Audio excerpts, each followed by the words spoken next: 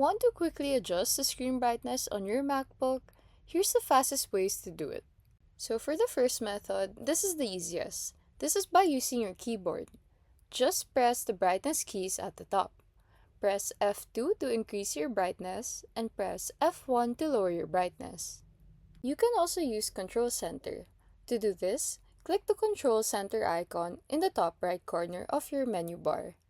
Then go to Display. You can adjust the slider to adjust the brightness of your screen.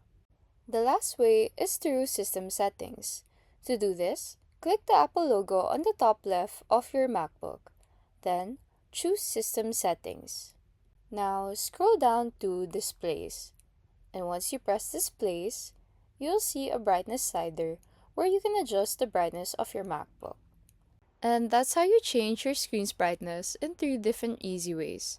Super quick and easy. If this tutorial helped you, please give us a like and subscribe for more tech tutorials.